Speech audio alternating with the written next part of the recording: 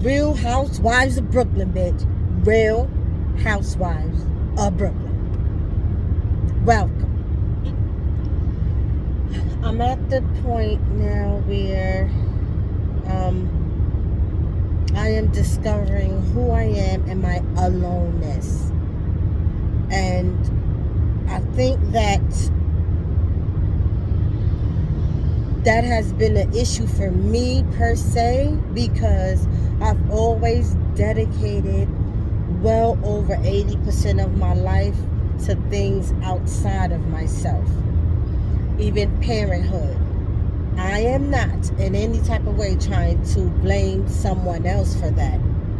I think that in fucking growing up and living, learning and having experiences, that you're becoming of yourself. I'm becoming of myself, and there's different phases and different stages of us.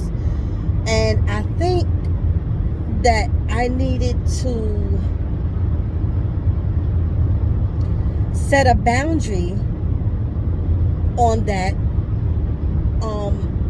and I didn't, and I never have, and I don't fucking know how to, because being a parent is something that I've always taken pride in, and I really don't know how to be like kind of half a parent or not really be like a full parent. And the crazy shit is, there's no book to that shit. We don't really know what parenting is.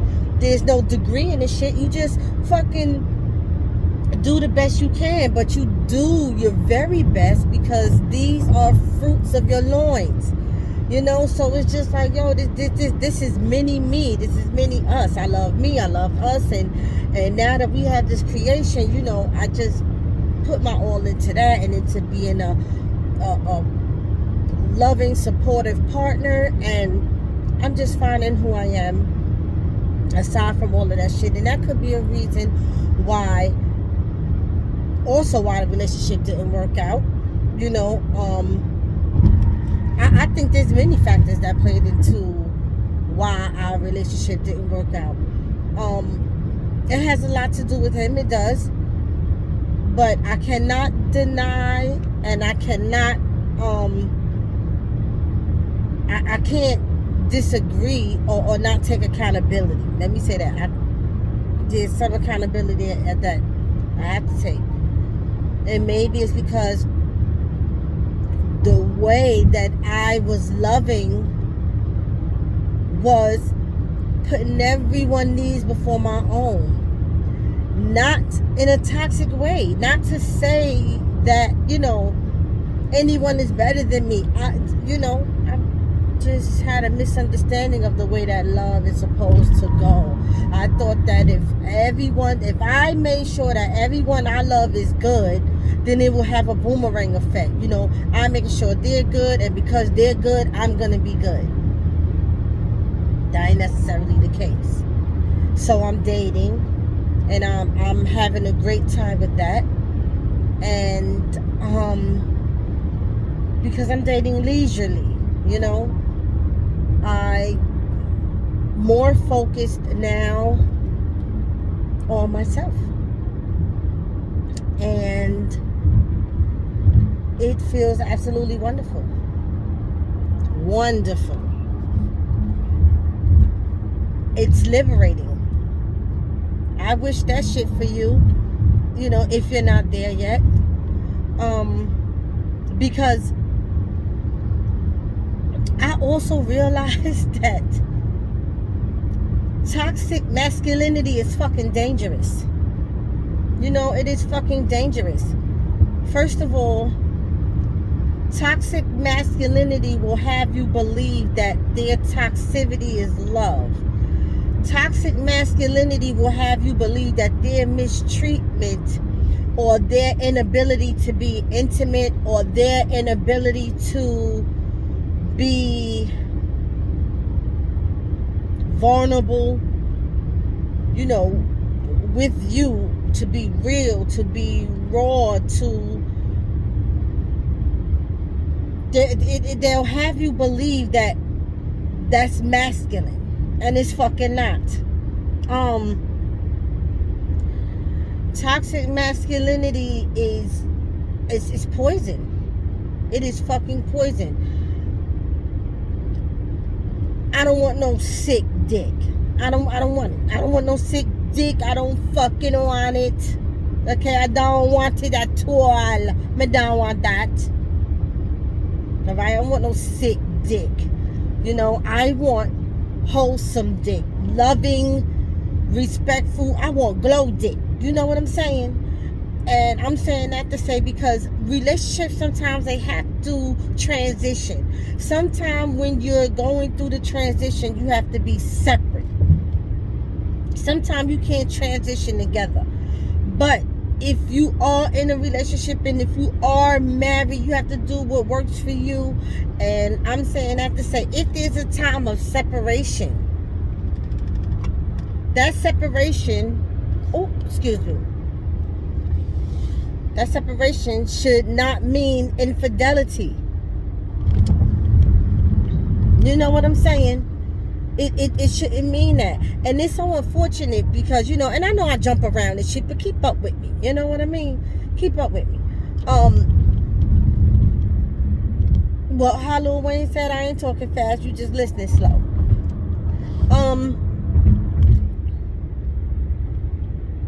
How can I say?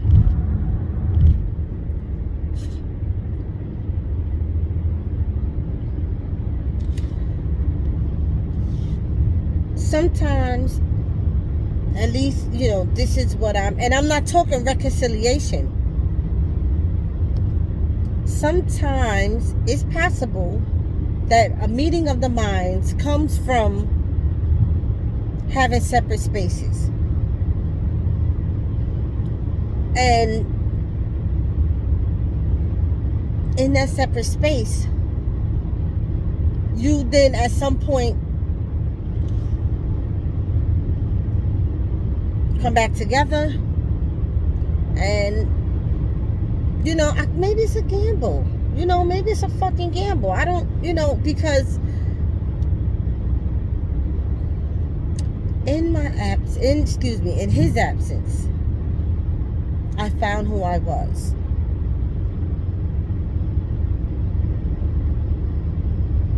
I had to, most of us have to take on roles and shit that we didn't sign up for. Take up energies that we weren't necessarily prepared for. I found out that, in continuing to heal and do my research, I found out that I was operating out of survival mode. I thought the whole time that it was, love. And I'm not going to say that love was absent from the shit. That's not what I'm saying. But I was still operating out of survival, even still operating out of love. Because we had to supplement a whole nother person that is supposed to or was supposed to be there with us. And I realized that was a form of survival. It was done out of love, but it was a form of survival. And now I'm fucking dropping that fucking baggage. I'm just now dropping the fucking baggage because I was carrying weight that wasn't even for me to carry. And I was carrying it because of the because I was in love, because I am love. That's what I represent wholeheartedly. And like most moms do when our children are young, when our significant other is immature, we go through the house and we pick up after them. And that's what I was doing in my emotional house. I was picking up after everybody. making sure there was no trails left behind that will come back and harm them or hurt them in some type of way. You know what I'm saying? And in the shedding of those fucking bag, lady, you gon' hurt your back carrying all them bags like that. I know nobody ever told you all that you hold on to. You know what I'm saying? So I am shedding all of that fucking baggage. I'm shedding all of this fucking weight. And another level of myself is emerging. And I fucking love it for me. I love it the fuck for me. It is liberating. So liberating to the point that it's a little bit scary because I'm not used to it. You know, I'm not used to it. And I'm trying also now, learning how to maneuver. I'm trying to rebalance my life, and I'm struggling a lot of bit. Because of this damn job. It is very, very hard to create balance with this job because most of my time is now spent there. And I am struggling with that because I just feel like it's a basic human living condition. It's basic humanitarianism to have balance. I don't think that anyone should be fucking overworked. I just don't. Even workaholics, even when you choose to be a workaholic and you choose to work all the time, you're intentionally creating an imbalance for yourself, which means that you're either running for something or you're not dealing with something. You know, it's usually some type of stress related, and you're using work as a form of escapism. You know, and you know, it's not healthy.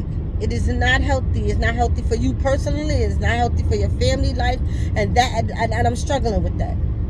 I am definitely struggling with that because I have been dedicated, like I said, a large portion of my life have been dedicated, I've dedicated to people, places, and things outside of myself. You know what I'm saying? And my spirit is getting weary from that shit because my spirit now needs attention. And I'm trying to find balance or figure out the balance because as much as my spirit needs attention and I need to focus more on myself right now and recalibrate my systems for better self-preservation, as much as I need to do all of that, there's still bills that gotta be paid. So once again, I'm trying to find the balance in that shit. You know, and it's not easy. It's not easy. As far as relationships go, I don't want to, because, you know, we are strong beings. We are strong spiritual, especially when you are aware of your power. And I don't want to be putting shit in the atmosphere and that, you know, becomes my destiny. I also want to be realistic and say that just currently right now, I am not looking for a relationship, although we know that when we're not looking, that's when it usually comes. And that means with everything, you could lose your keys. You look for them, you can't find them. The minute you're like, fuck it, I ain't looking for them no more, the keys pop up. So you get the metaphor. But the only relationship I'm solely focused on right now is the one between me and the Creator. I want to get even more attached to the Creator because I am manifesting my inner goddess. You understand? That's what I want, to live a life of spirituality and manifestation. That's what I want. You know what I'm saying? And Yes, it absolutely does happen in prayer and meditation. Yes. But I am recalibrating my systems. So my goal isn't no longer satisfaction of another person, place, thing outside of me. Everything, like my whole system is about what works for me, what is best for me, and I deserve that. I deserve that. After years and years of pouring into other people, I need to pour into myself so I continue to elevate. That's what I want for me. Constant elevation. And I don't want it to, I'm not suggesting that I am so elevated that I'm not in touch with humanity or I'm not in touch with reality. No. But when you pray, you got that voice of security that affirms your meditative state, your being. It secures, protects this communication between spirits and souls when you're in a certain state, when you're praying or when you're in meditation, and I want that for me. That's what I want for me. And please don't joke about my spirituality. Don't do it. I'm not I don't want to be like a Buddhist or a fucking nun. That virtually, I don't want to say it's impossible, but I'm just saying, I am really too down to earth, to be that. But I can definitely rebuild the goddess in me for self-preservation. And when you get to that level, it's like no other. And I'm pouring into myself. And I want to get to the point where motherfucker come and he wants to, anything he brings is in addition to. I know it should have always been like that. It should have always been like that. But when we get all in love, I can't be the only one. You stop expecting additions and you become complacent with the minimum.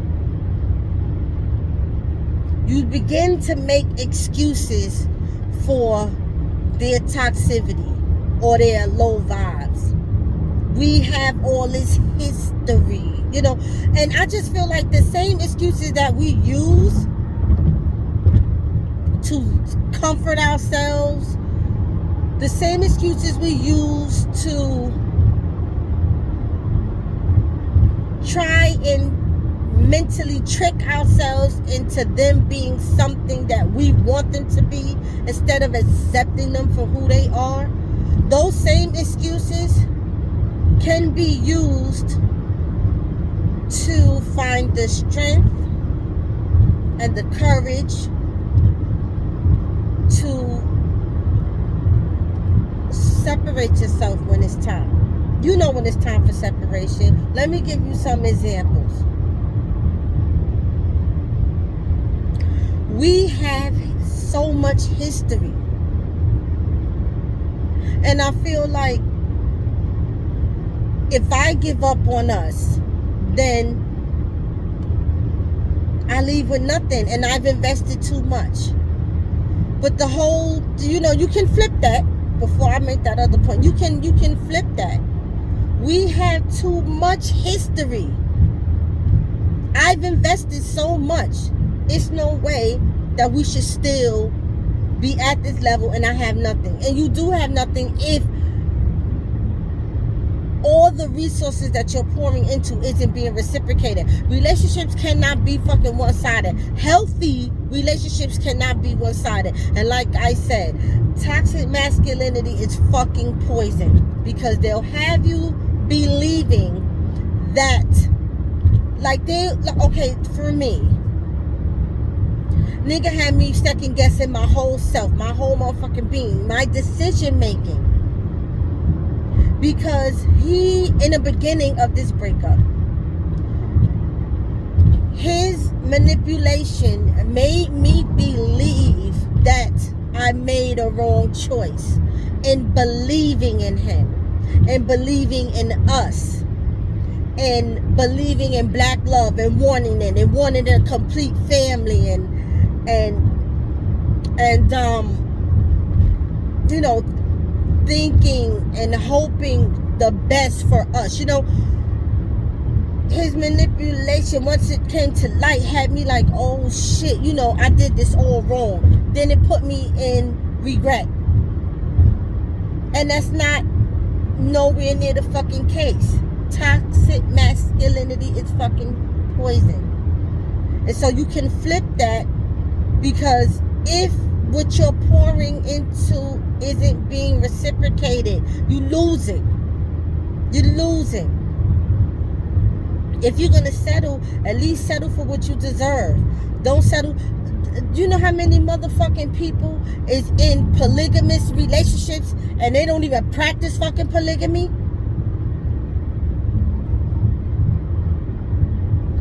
You know how many people is in Muslim relationships and they ain't even fucking Muslim? Somebody broke that shit down to me. They was like, you know, in talking to you, you know, you ever considered, you know, Islam? You ever considered that? And I have. You know, on my spiritual journey, there are a lot of religions I took into consideration, because I really respect some of the rules of their practices. But I'm real enough to say also that I'm not gonna go by every rule in a religion of mine. I'm just not, because I'm human, and I'm not gonna beat myself up for being fucking human either. Because God, our creator, ultimately our creator, whoever your God is, ain't beating you up for being fucking human. So why am I gonna beat myself up for being motherfucking human? And why am I going to? Because I honestly feel, this is just me, I honestly feel that religion are rules made by man. I don't need man to govern me. You understand what I'm saying? This is why I finally decided just to be spiritual, because I definitely believe in a higher power, a higher entity, and I don't need rules to govern my relationship with that higher entity. This is just me. This is how I feel. I still get in and pray. I have my relationship. I worship. I praise. I pray. And you know, this is just me, because even, and there's no scientific facts proven behind what I'm about to say. It's all just spiritual for me. The Creator gave Moses the 10 Commandments, or rather Moses, you know, it was the message that was sent. He wrote the 10 Commandments. Okay. Right? And I just think that maybe that was an outline, because the Creator, the all-knowing, the all-loving, the all-forgiving, the all-one, right?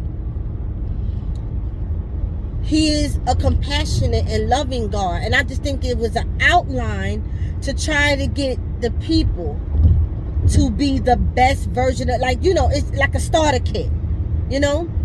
And I'm saying that because in today's world, it is difficult for most people to honor their mother and their fathers when their mother and their fathers put them in situations from youth to not be loved, to not feel love, to not experience love, to put them in survival mode from youth. Like a lot of people I know never even had the pleasure of having a childhood, because from childhood they have been in survival mode because their parents were not parents. You understand what I'm saying? And so it is very hard as adults for them to say, you know, honor your mother and your father, It is, of course, their experience. And in time, maybe, I don't know, it depends on the extent of the damage that was done. But in time, hopefully they'll be able to forgive, if they forgive or whatever.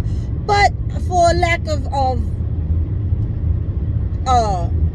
examples, I'm just using that as an example to say the 10 Commandments then, which it was more than 10 Commandments, and it's more books than what the New Testament say, but we're not going to go there.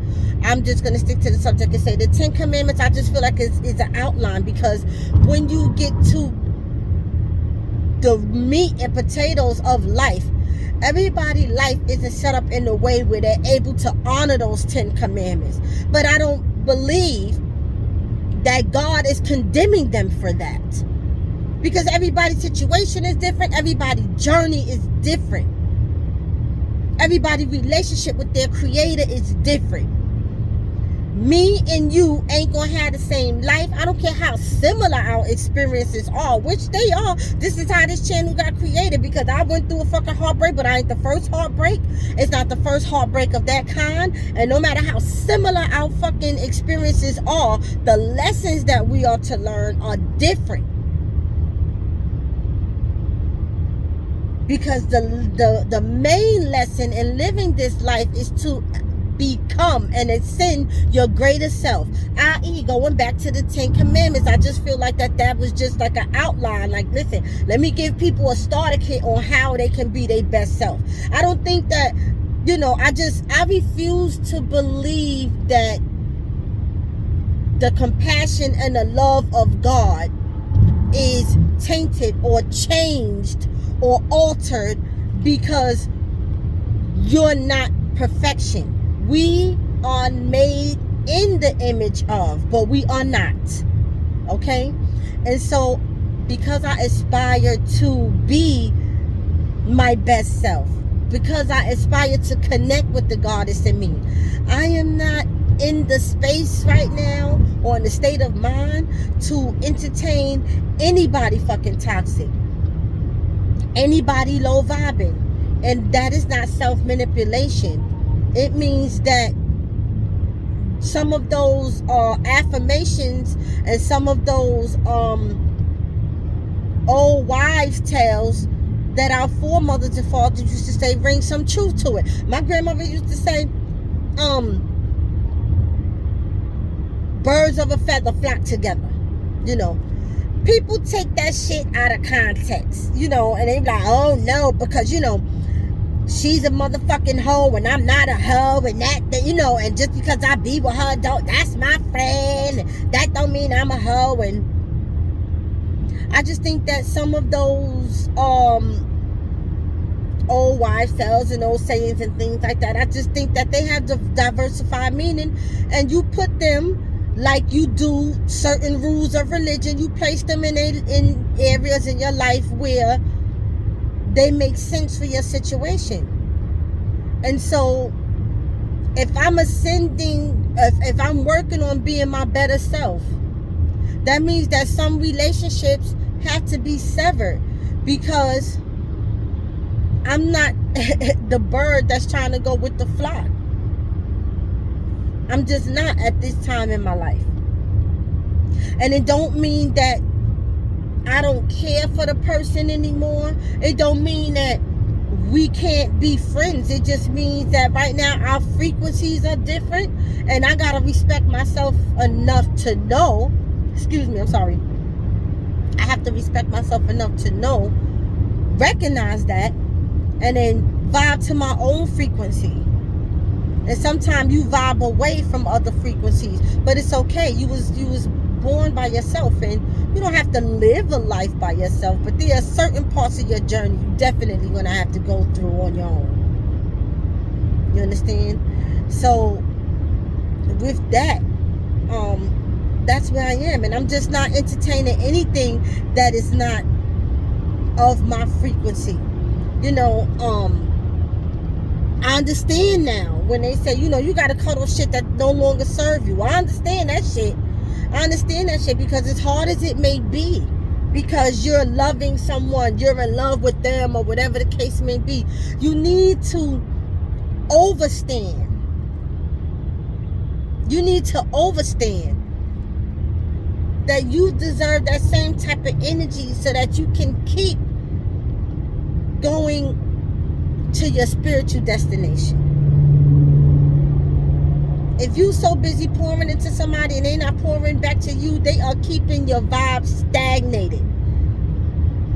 They are stagnating you, whether you fucking you believe it or not, because they are weighing you down energetically, emotionally. They're weighing you. If y'all can't help build each other up, somebody somewhere is fucking stagnated, and now it becomes a burden because you're trying to fly up. You got this weight weighing you down. You're stagnated.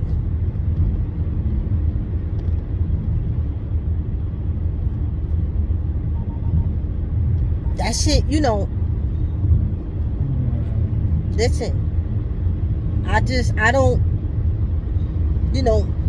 not all men, but you got these males that have these stipulations on their relationships, and I just don't understand it. I don't understand it. When I was younger, I went with that shit because the men I had in my life, I loved them so much, and they were really good to me. And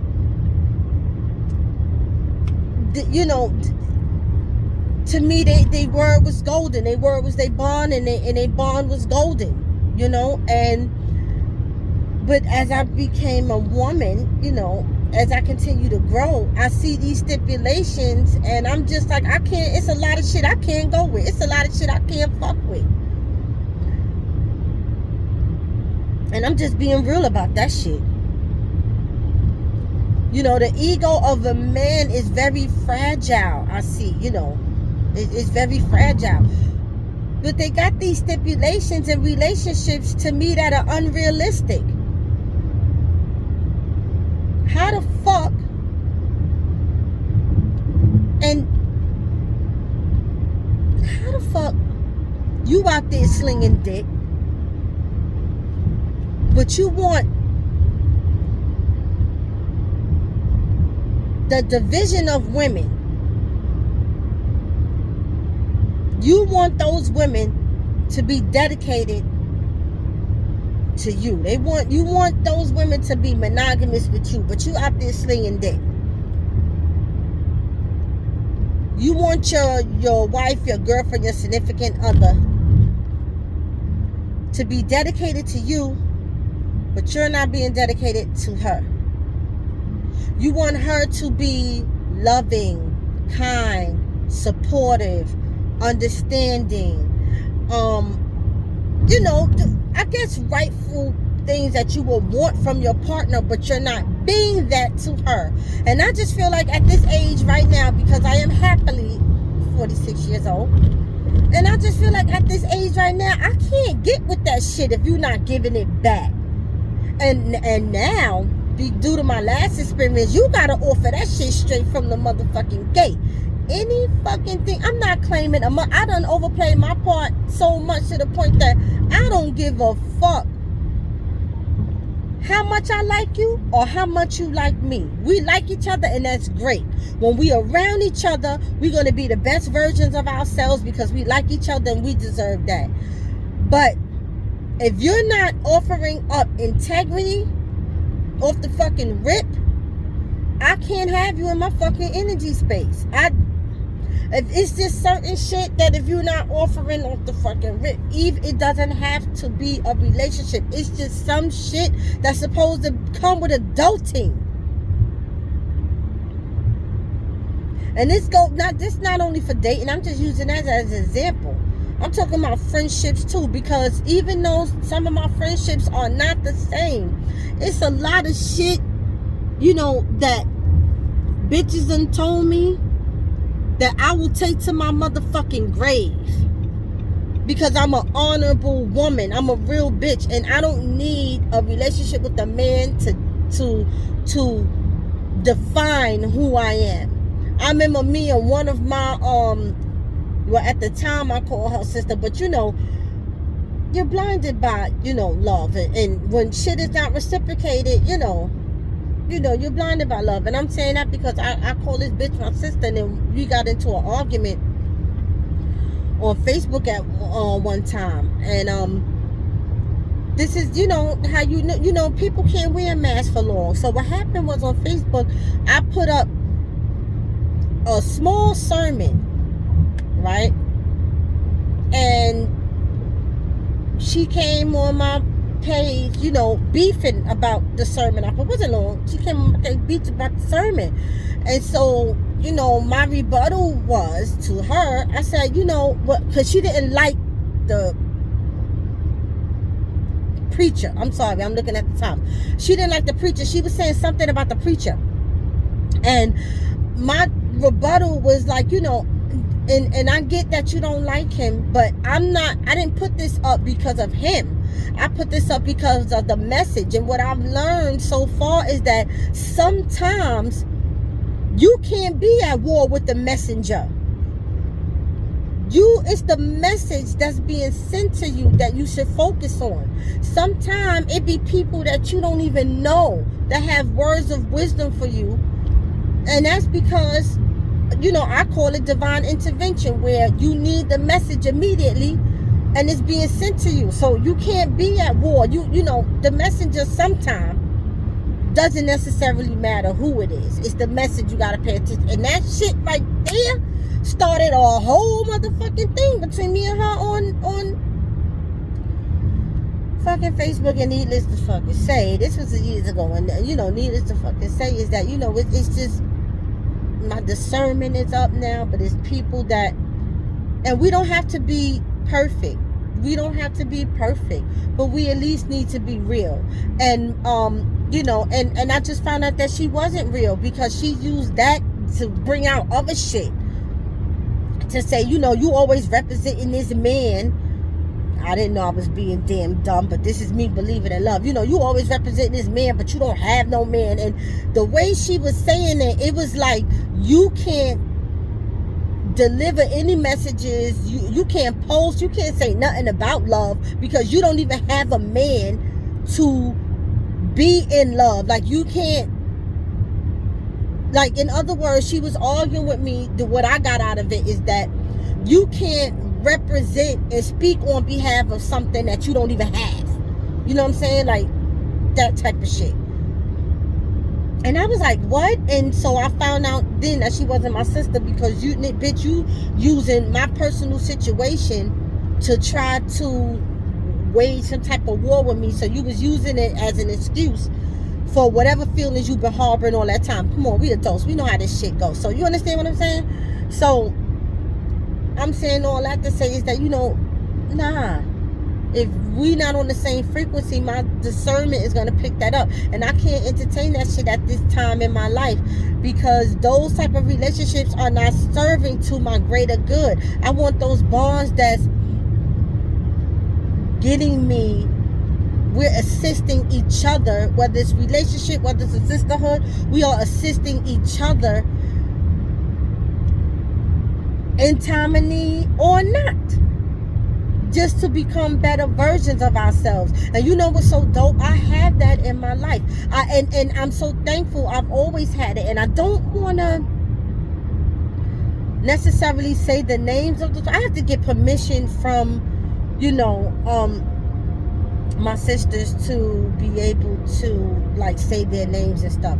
But I've always had it, and I'm thankful that I've always had it. And I'm thankful that I've finally reached the point where I can acknowledge it as that. But again, toxic masculinity will have you second guessing a lot of shit in your life. You're blinded by love, and so you're not completely visual. Your discernment is not at its peak, because you're making exceptions.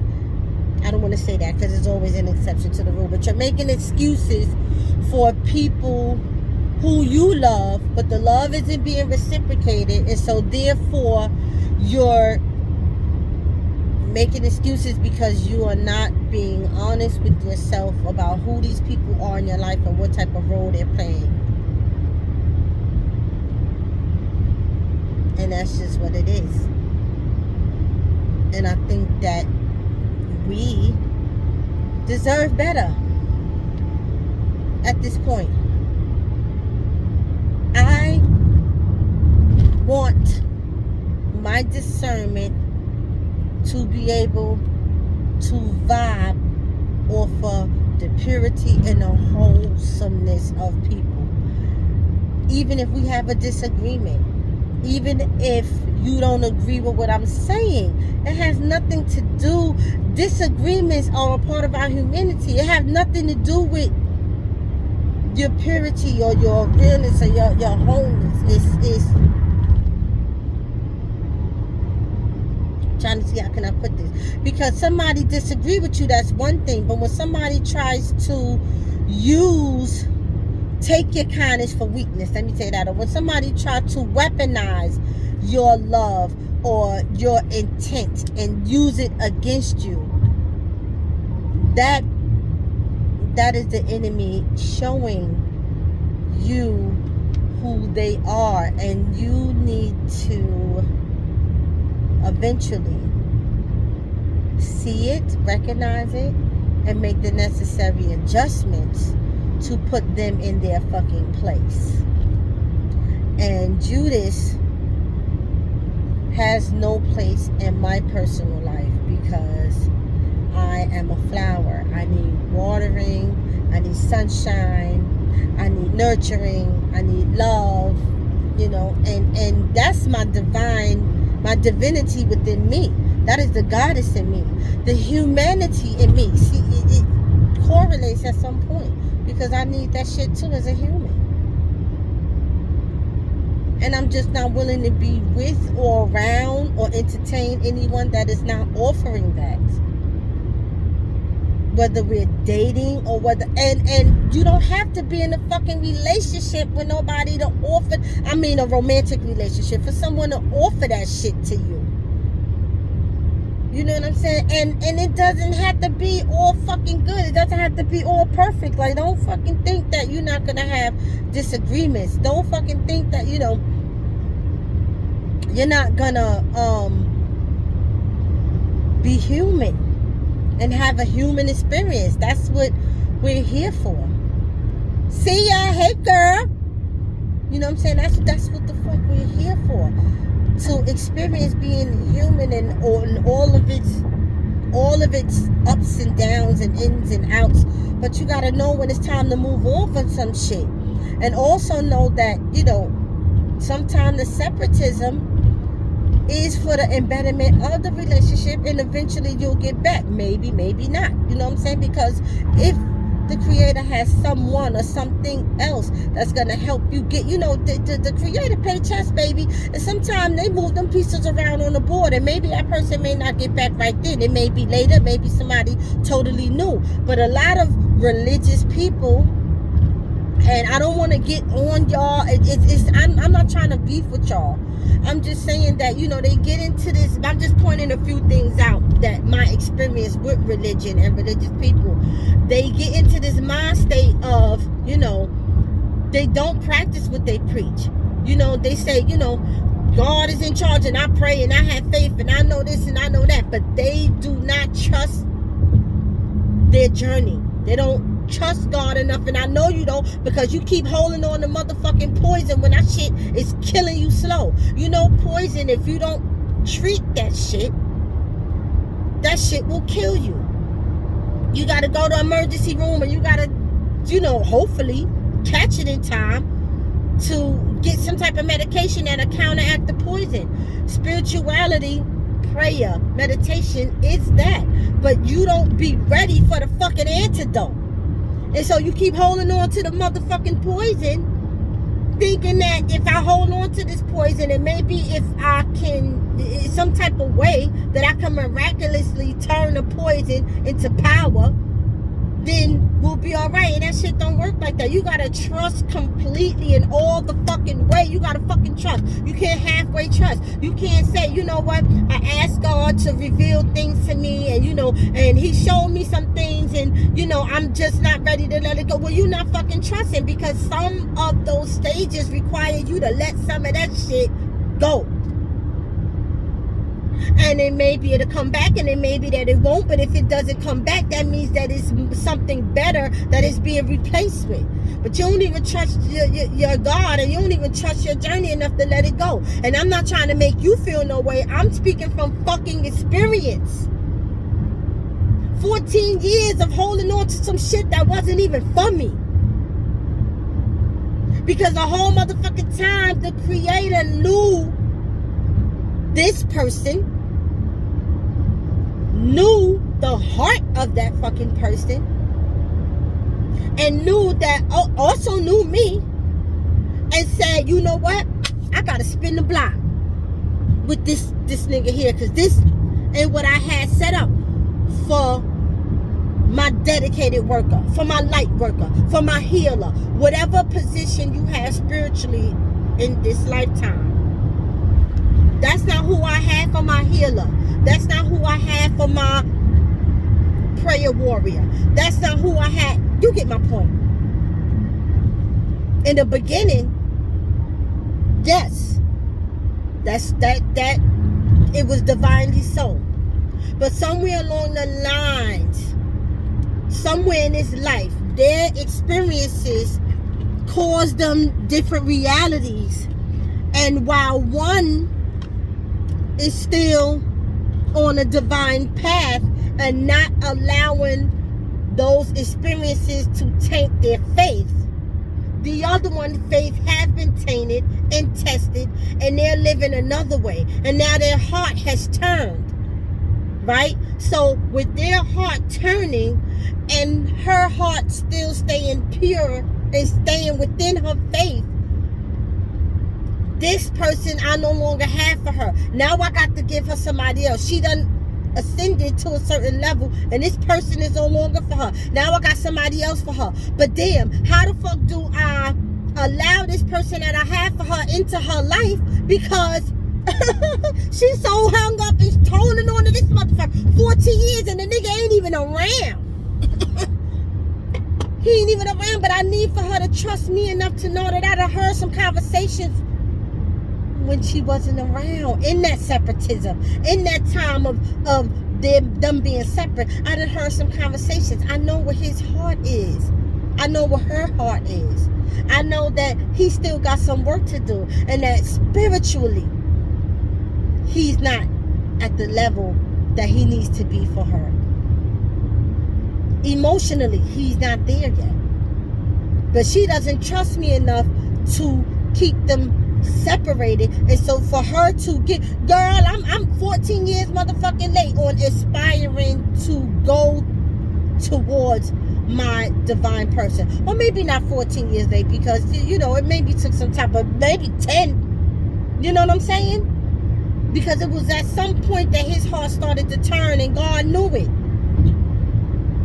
God knew it. And all these little signs that I was getting, I was blinded by love. I chose to believe in him. Judas. I chose to say, you know what? He's a black man, and I'm black men. The world is at war with them, and I just can't flip. I can't turn. I can't give up on him when he had nobody, when he's down and out. No, and God knew the whole time he was giving up on me. Judas was giving up on me, that he was entertaining other things, other entities, other people, other spirits. He was allowing them to infiltrate our space, our sacredness. He was, allowing that shit in. God heard some conversations and seen some shit, and known that his heart turned a different way. I don't want to become repetitive, but you get what I'm saying. And so when I bring up these points, I'm not trying to disrespect you in no type of way. I'm reiterating my fucking lesson in hopes that maybe you'll see, take accountability and make changes, make the necessary changes. Hold yourself accountable for the half-ass job that you're doing in believe it in your faith. You know what I'm saying? Because they you know, a lot of, and this, I'm just saying, this to me plays a huge part in religion. This is why I don't go by religion, because the rules of religion. And I've been a Baptist ever since I was a little girl. I was baptized in Bethesda Baptist Church on Bushwick and Cornelia in Bushwick, Brooklyn. My grandmother was a member of that church for over 40 years, okay? And I got baptized there, and so I have a religious foundation. But you know, and no, not in every religion, but I chose to take a spiritual path because I feel like my relationship with the Creator is tailored to my own human experience, is all that I'm saying. And I refuse to believe that these rules taint that relationship in any type of way, because the Creator have always showed up for me in times where I try to apply these rules, these command, you know, I try to apply certain things, and He showed up for me regardless. And so if He's all knowing, all loving, all forgiving, all, you know, if He's the all one I am, if that's what He is, right, then there's nothing that can change that, ever. He have an unchanging hand, right? He have his love goes unchanged. Then there's nothing that could change that, and ain't no rules gonna make me believe that. You feel what I'm saying? But I'm looking at the time, and I don't see, damn, I done held y'all up. I want y'all to have a wonderful day. Thank y'all for thugging it out with me on a real motherfucking love and hip hop of Brooklyn. Okay? And with that, I'm gonna go ahead. I'm gonna go on ahead, and it's the diary, baby. That's what it is. Peace and blessings to y'all. I wish y'all a healthy, abundant, loving, healing, and we'll pick back up on this at another time.